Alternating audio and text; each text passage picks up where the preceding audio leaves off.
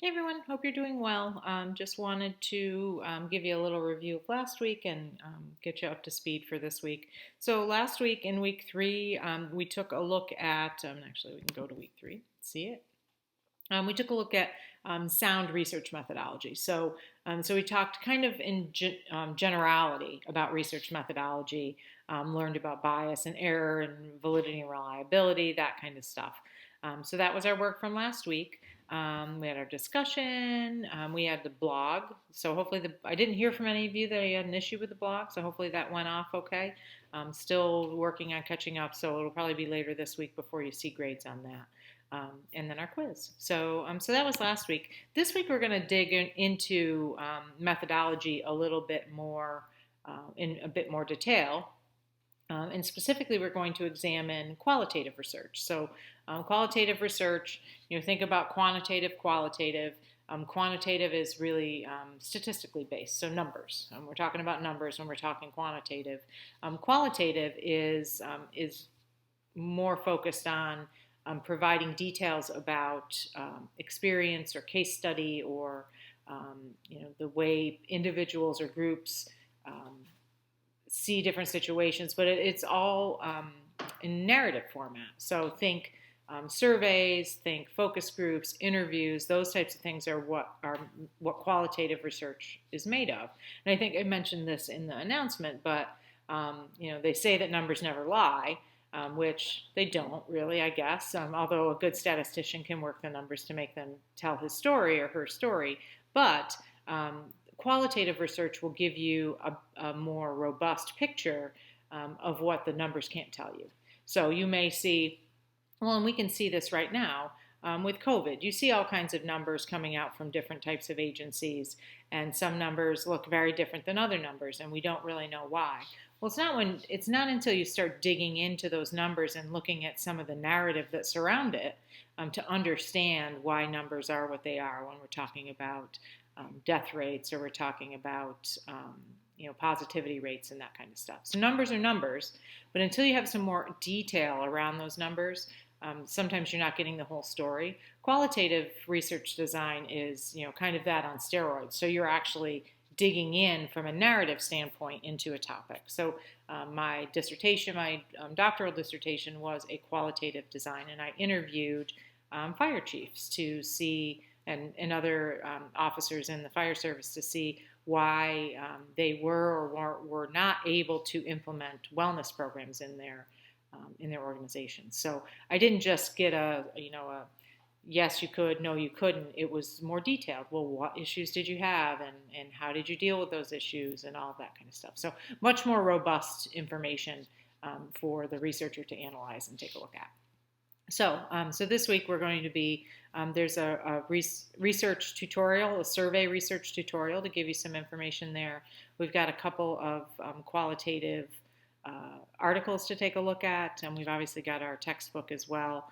I think like chapter 7 is all about survey research, and that's in health administration. Survey research is very helpful and important, especially anonymous survey research, where you open it up so people can respond online and feel comfortable saying whatever it is they would like to say. Sometimes you're going to get more honest answers in that way.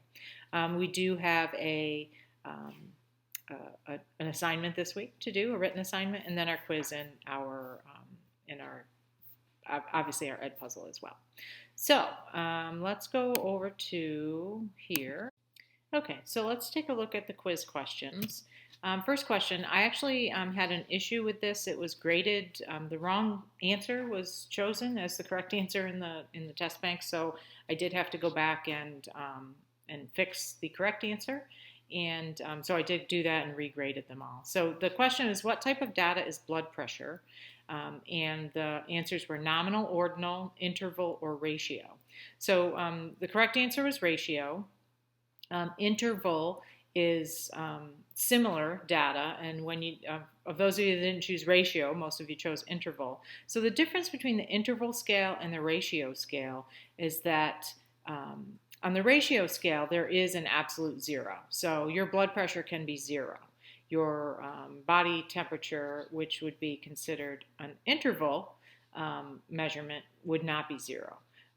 blood glucose levels, not going to be zero. So, but ratio has an absolute zero. So things like, I'm trying to think of what else would fall into heart rate. Heart rate, unfortunately, can be a zero. So heart rate would be a ratio measure. It would be a ratio scale versus interval, which is when there is no absolute zero. So, like I said, think of things like temperature. Even in a person that is no longer with us, their temperature is not going to be zero. So there is no absolute zero in that. And so that's the difference between those interval and ratio. To be honest, this is all information that you should know, and you need to know those things, but used much less likely in research than one would think. It's probably used more by statisticians to know those elements of data sets. Which of the following represents quasi-experimental study design? So remember in the textbook it talked about all different types of study designs: experimental, pre-experimental, quasi-experimental. So a quasi-experimental study design is like an experimental study design. So experimental is typically where you're going to have randomization of participants, you're going to have a control group. It's a true experimental study design. A quasi-experimental study design is something similar, but lacks one of those pieces that makes it a true experiment. So a randomized controlled trial of a new drug compared to placebo, no, that would be experimental.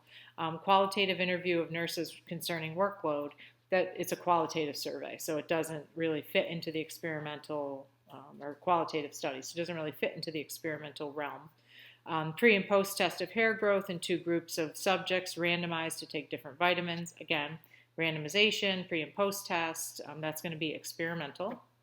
So our correct answer was, a comparison of group running performance to known human performance tables. So this piece here, this group running performance, is live data that they're collecting probably from a running group or different running groups. But their comparison group isn't a control group, and there's no randomization to it. It's just existing data.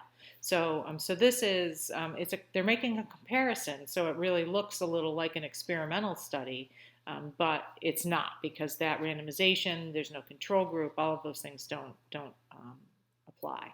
Now you could make a study like this into something that isn't experimental, but this one that we have here in front of us, it would be considered quasi-experimental. Next one, which of the following threats to internal validity is considered temporal, is considered temporal. So remember that temporal threats or time-based threats to validity, internal validity, are things like history, maturation, attrition. So think about time. Think about the fact that you're running a study. You want your data to be valid, obviously, but over time, you may have people drop out of your study. That would be attrition. You may have people whose involvement in the study or whatever it is that you're looking at, their views change. That would be maturation. History could be, history of the study, the time frame, depending on what you're looking at, it could be history of the subjects. So they're all time-based. Temporal is time-based. So those are all those types of threats. The other main threats that were talked about in the text for internal validity were measurement threats. So this is a situation where it's still internal. It's still something that hopefully we would have some control over, and it's something internal to the study. It's not an external threat, but internal to the study. So things like measurement, testing, instrumentation, sampling. Are we doing things inappropriately in those ways, in those areas in some way that would threaten the validity of our data?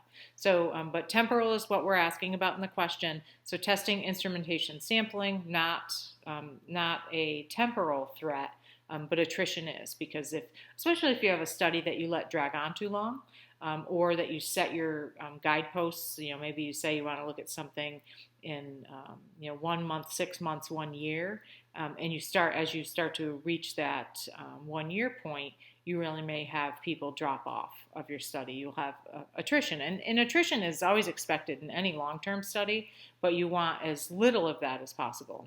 The more and more you get, the more it threatens the validity of your data. And that's it. So that's all I've got for this week. If you have any questions as you move forward, let me know. But otherwise, I will look forward to seeing everyone in the classroom. As I said, I'm still kind of catching up on grading and stuff, but you'll start to see your grades populate for those of you that haven't populate this week, and hopefully by the end of this week, moving into next week, I can be back on a normal track. Less travel, less catastrophes going on. Hopefully, knock on wood. But if you have any questions or if you're having issues, please just feel free to reach out. Okay, thanks.